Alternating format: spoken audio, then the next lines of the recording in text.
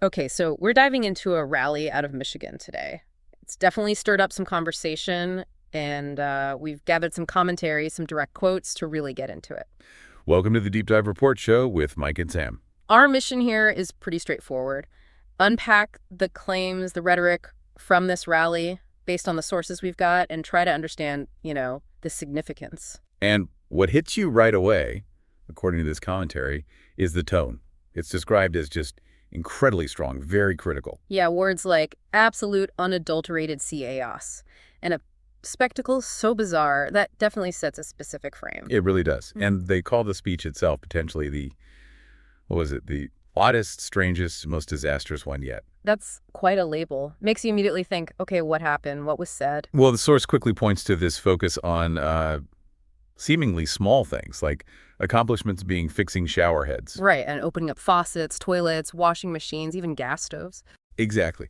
Things you wouldn't typically expect to hear highlighted at, a major political event like this. It does seem unconventional. And the source quotes this line about electric appliances, saying opposing them is something only country that would be so stupid would do. Yeah, it frames it as almost a cultural fight over your kitchen appliances, doesn't it? It kind of does. Maybe it's a way to connect with frustrations about regulations or just daily life stuff, tapping into that feeling. That's possible. Could be trying to resonate with people who feel the government's, well, getting too involved in the little things. But then the focus shifts pretty dramatically. Uh-huh. Where does it go? It pivots hard to ending diversity, equity, and inclusion. DEI. That's a whole different ballgame. A much bigger, more contentious issue, for sure. And the quote the source includes is really direct. Extremely direct.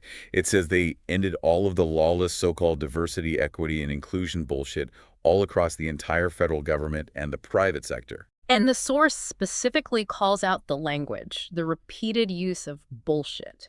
It adds to that provocative tone they mentioned earlier. Absolutely. And linking DEI with lawlessness. That's a pretty powerful claim, whether there's substance behind it or not in the source's view. It definitely galvanizes people who already dislike DEI, but it probably pushes others away. So from DEI, where next? It seems to build on this theme of maybe government overreach or interference, moving on to law enforcement. Okay. And the comments there were about firing Biden's hand-picked U.S. attorneys. That obviously raises flags about Justice Department independence. Right. But then there's this immediate carve-out, this exception, except if it's a political person like me. Which seems, well, pretty self-serving, doesn't it? It suggests the rules apply differently. That's certainly how the source interprets it. That caveat implies maybe that political loyalty could be more important than, the traditional independence we expect from law enforcement. Raises concerns about weaponization. Yeah, it definitely steps into that territory. Then the rally apparently addressed January 6th. It did.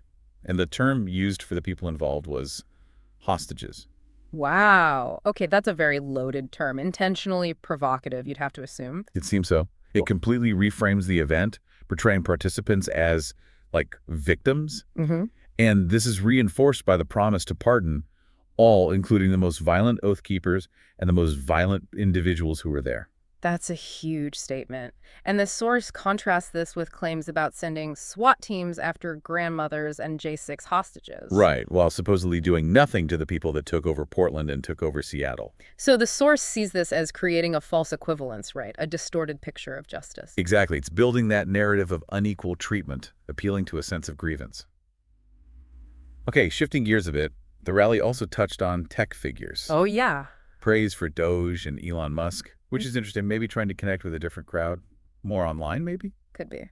And what else about Musk? Well, this claim that he's heading up a very successful Department of Government efficiency with really incredible numbers, but no actual numbers given. A Department of Government efficiency headed by Elon Musk. That's not something I've heard of. Neither has anyone else, seemingly.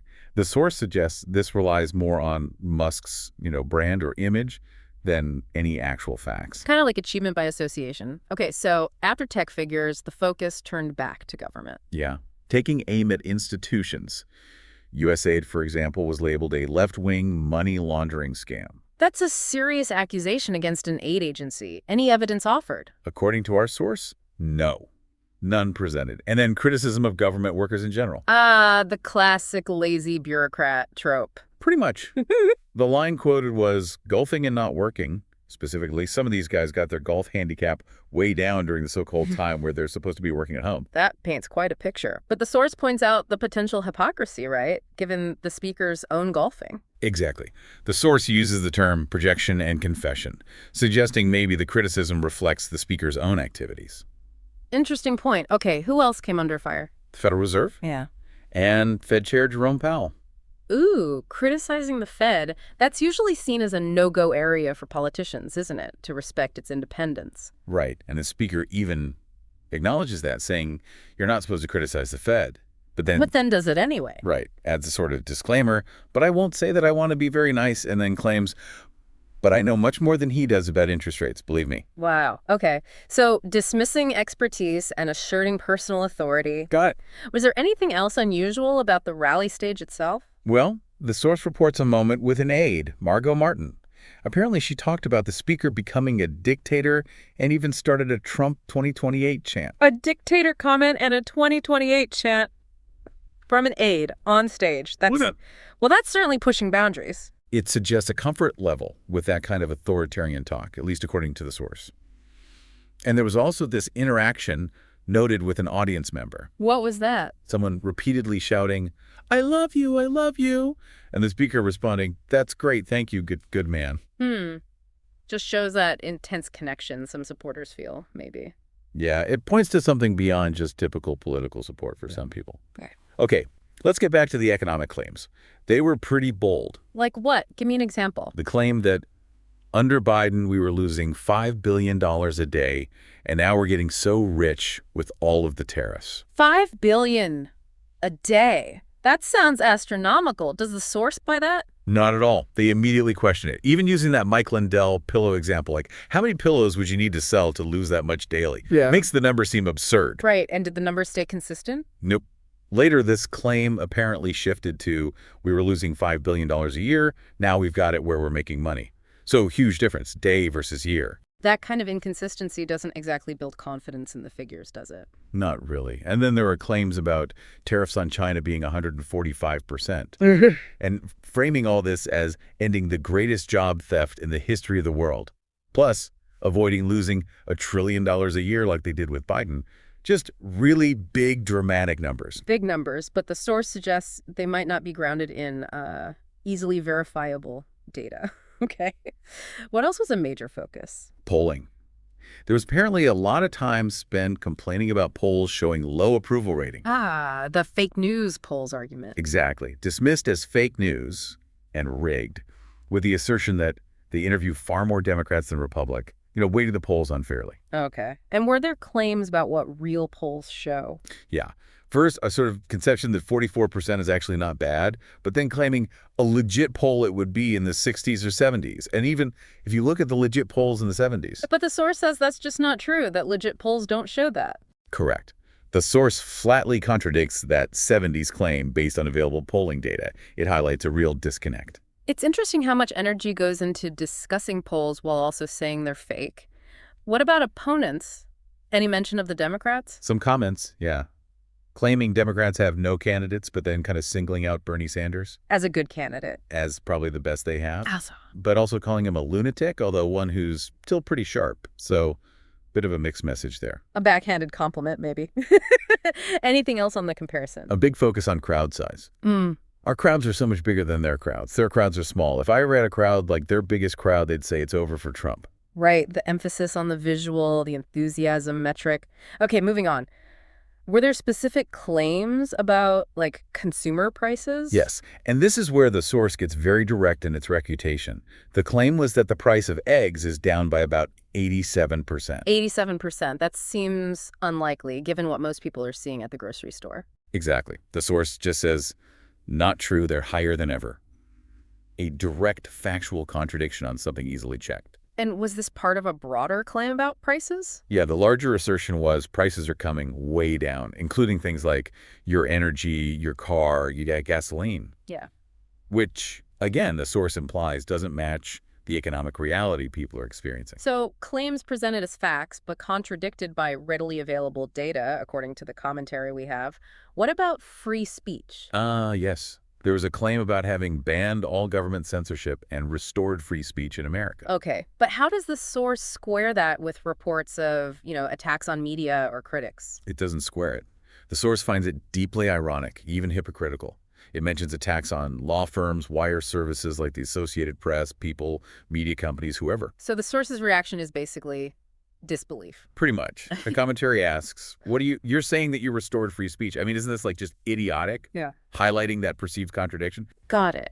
And we should also remember the context of where this rally was held, right? Warren, Michigan. Crucial point. Yeah. Because the source notes that Warren, or Michigan more broadly, has seen their unemployment rate has spiked more than any state so far. So while the rally is painting a picture of economic boom, the local reality reported by the source is quite different. Exactly. It underscores that potential disconnect between the rhetoric on stage and the economic situation on the ground for the audience. That's a stark contrast. Did the attacks continue on other institutions? Like the courts? Oh, yes. Judges were labeled communist radical left judges. That old chestnut. But the source points out an irony there too, doesn't it? It does, that many of the federal judges who have ruled against Trump are Trump-appointed judges, which complicates the narrative that it's purely partisan judges thwarting him. Right. And the claim was that judges are trying to, overstep their bounds. Essentially, yeah. Judges are trying to take away the power given to the president to keep our country safe, misrepresenting, according to the source, the judiciary's role. And there was hope expressed that the Supreme Court would save this.